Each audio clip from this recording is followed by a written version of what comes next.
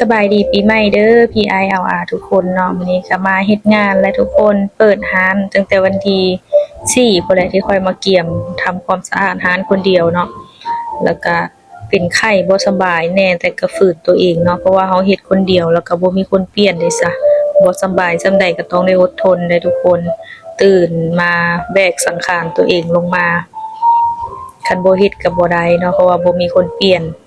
จังซี่แหละ เฮ็ดงานคนเดียวมันก็มีข้อดีข้อเสียทุกคนเมื่อยแล้วก็ต้องได้เฮ็ดหั้นน่ะมันเป็นอิหยังที่แบบแสนสาหัสได้สำหรับข้อยเวลาเฮาบ่สำบายแล้วเฮาต้องยังฝืนเฮ็ดเวียกหั้นน่ะ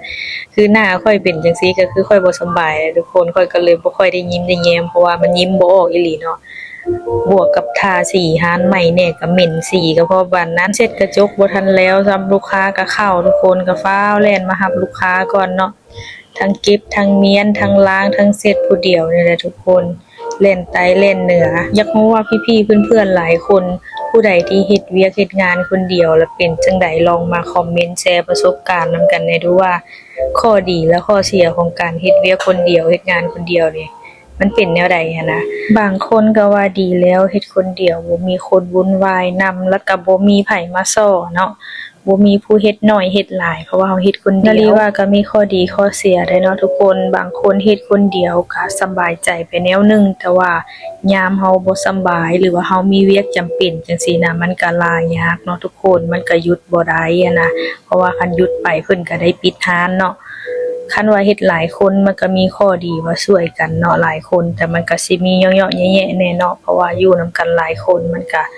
ร้อยพ่อพันแม่เนาะทุกคนแต่ข้อดีก็คือเวลาเฮามีเวียกจำเป็นอิหยังเฮาก็สามารถลาพักได้ปีนี้ก็เข้าปีที่3แล้วเนาะทุกคนที่นารีมาเฮ็ดเวียกอยู่นำเพิ่นนารีก็รับผิดชอบคนเดียวทุกอย่างเลยก็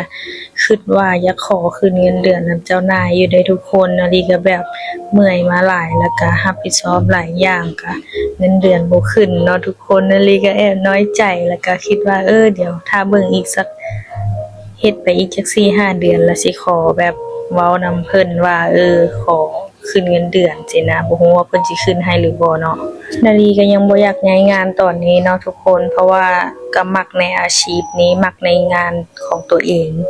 แต่ว่าคันขอเงินเดือนเพิ่นยังบ่ทันคืนให้นาลีก็อาจสิพิจารณาใหม่เพราะว่าเฮามาหาเงินเนาะทุกคนแล้วก็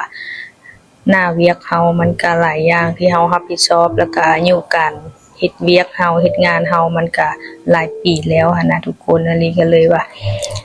คันขอบ่ได้นาลีก็อาจสิปรับเปลี่ยน